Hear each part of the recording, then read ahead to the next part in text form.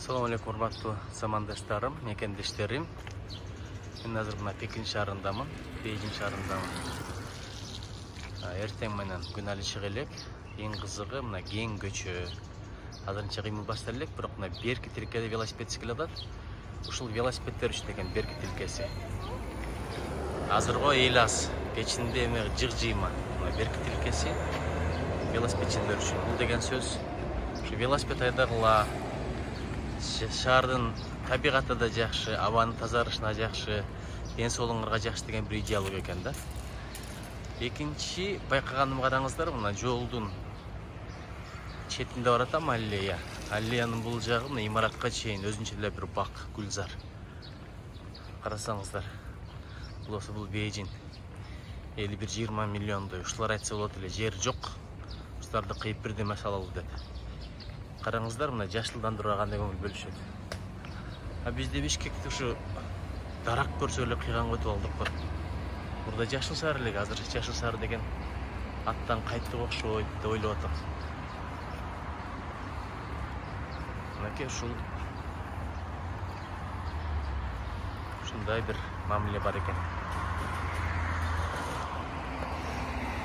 Бишкекте жаңы курулуштардын арасында деле керек болсо орун жок ушул жашылдандырууга тилекке каршы. Мына бул андысы азыркы жолдун.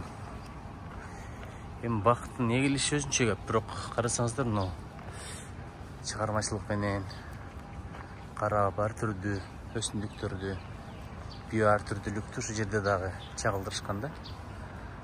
Ошон үчүн ушундан өрнөк алсак болчу да.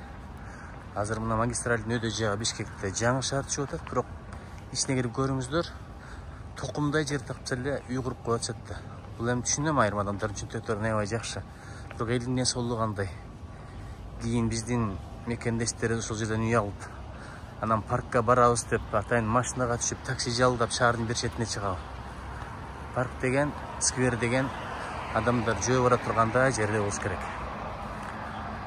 Бул жерде бир эле мезгилде көчө, аллея, анан парк сыяктуу да болот экен. Кечинде элдер аябай эс алышат экен ушул жерлерден. Мынакей заманбап, бирок улуттук колориттеги имараттар экен. Булар деле ушундай. Негизи акыркы жылдары бүт эле эски имараттарды бузуп туруп кайрадан куруптур шаарды. Ошондой болсо дагы мындай консервативдүү, сүрдүү, салаваттуу өңүн сактап койгондо өтө заманбап, жаркыраган, жылпыраган шаарга айландырып ийбей. Борбор шаардын түсү, сүрүү ушундай болгон жакшы деп эсептейм. Дагы деле мына жашылдандыруу ишин караңыздар. Көчөдө эле жүрөм, бир эле мезгилде сейилдүү экен.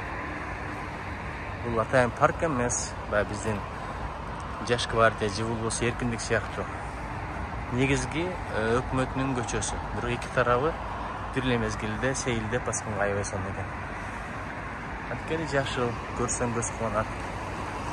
Ушундай саясатты биз да кылбасак болбойт. Анткени табигат барда адамзаттын ден соолугу бар, адамзаттын келечеги бар, адамзаттын жашоосу бар.